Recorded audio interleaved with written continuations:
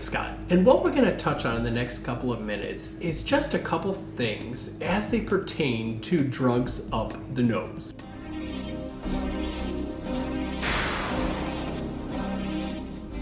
Now remember, in the ambulance side, for years, medics have been spraying Narcan up the nose because that is not the needle you accidentally want to get stuck with.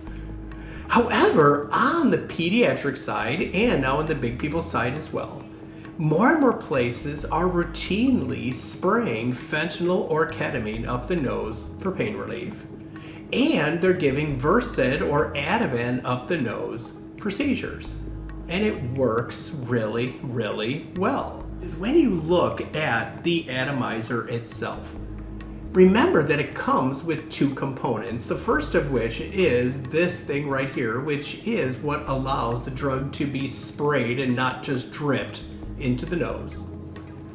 And it comes attached with a 1cc syringe. That is absolutely intentional.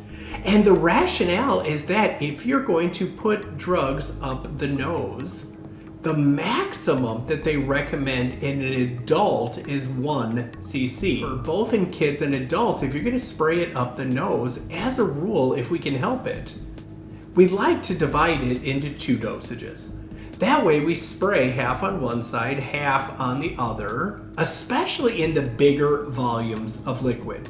And most people say we give a maximum of a 0.5 cc on one side and a maximum of a 0.5 cc on the other. And when you're trying to figure out, well, great, I know what the IV dose is, but what's the dose when it comes to going up the nose? Two different ways you can figure this out. Number one is on the Broslow tape. Normally we just look in the areas that are colored from gray to green.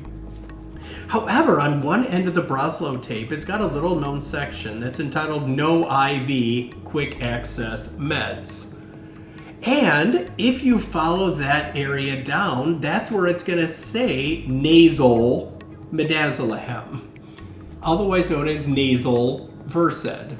It's color-coded just like the other parts of the tape, but if you're looking for nasal meds and you don't have an IV, you look in the part where it says no IV, and that's where you're going to find your nasal Versed or midazolam dose. Now, when it comes to Hantavi in the book or the app, if you want to give nasal midazolam or nasal Versed, you simply just follow it down and you're going to find midazolam IN, meaning intranasal. This is the second thing that I recently learned in a lab put on by Dr. Peter Hantavi, and this was really kind of neat. Because like many of y'all, I've given drugs up the nose to kids for years, but this trick, up until recently, honestly, I didn't know about. And that's called, when you look at the atomizer itself, it has a little bit of dead space. And dead space, remember, means that there actually is space in between the syringe and where it's going to spray out the top. It has about 0.1 cc's of dead space. If we take Hantavi and we follow it down and we find midazolam, it says I want to give 0.16 cc's.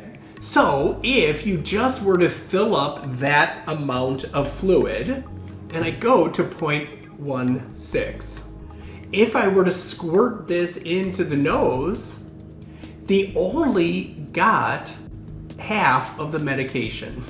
Half of it went to fill up the tubing. The other half went to the kid.